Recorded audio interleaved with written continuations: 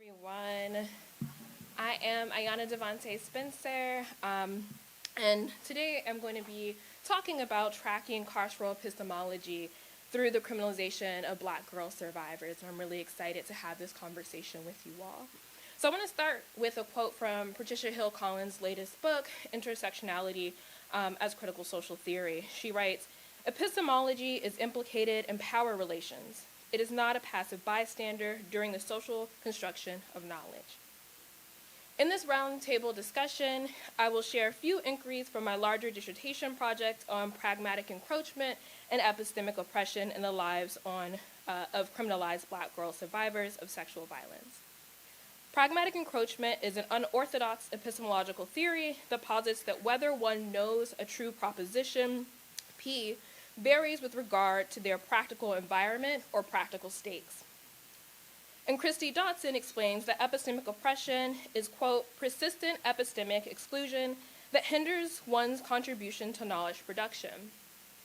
As a Black feminist, epistemologist, and survivor of childhood sexual assault and rape in my adult life, two major guiding questions for me are, first, if sexual violence is a structural feature of interlocking systems of oppression and domination, how might the epistemic exclusions the survivors face be a feature of the epistemological landscape at a structural level, not just an interpersonal byproduct of rape culture? For example, like a structural epistemological problem irreducible to social and historically contingent factors, right? What Christy Dotson is calling epistemic oppression.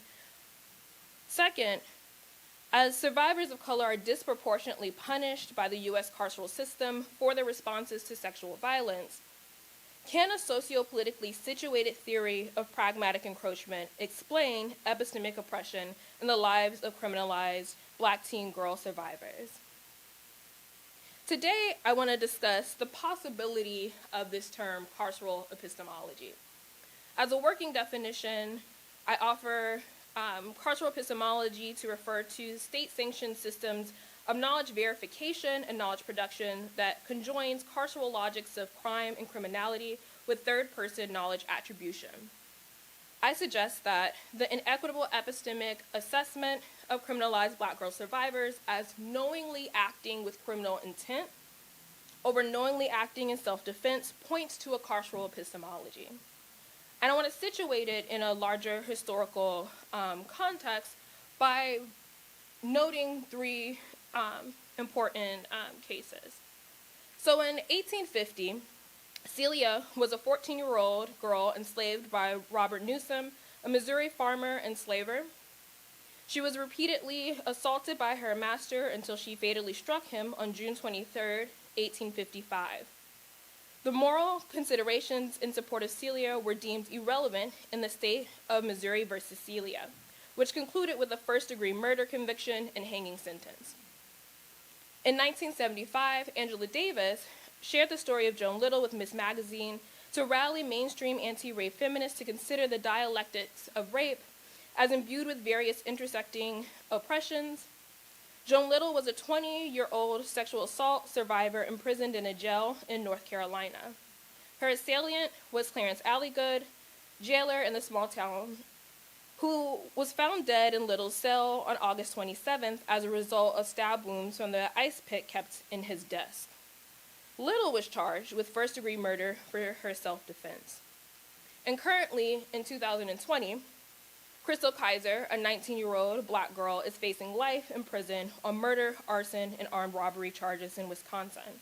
She's accused of killing a 34-year-old man she first met at the age of 16 as a result of child sex trafficking. While Crystal's advocates argue that she is a victim of trafficking, District Attorney Michael Garley argues that her actions were a premeditated crime. So I want to think a little bit more about the relationship between knowledge and criminal intent. My hypothesis is that the common denial of knowledge attribution to survivors of sexual violence is not about whether an individual survivor has a strong or weak epistemic position in relationship to their testimony, but rather the denial is turning on the notion that knowledge underscores action. The denial of knowledge is often predicated on challenges to the survivor's credibility and or intent for disclosing about violence, which at first glance may appear to be about their survivor's epistemic position and dominant socio-political rape myths. And while I agree that these first and second order epistemic exclusions are at play, I think that there is actually a third order epistemic exclusion here. And to do that, I'm working on a theory of constructed pragmatic encroachment to say that the relationship between what's at stake for someone is often used against them to testify to what they actually know. So it's sort of like a mitigator to say, to sort of wrap up. Okay, so I'll talk more about it later. Thank you.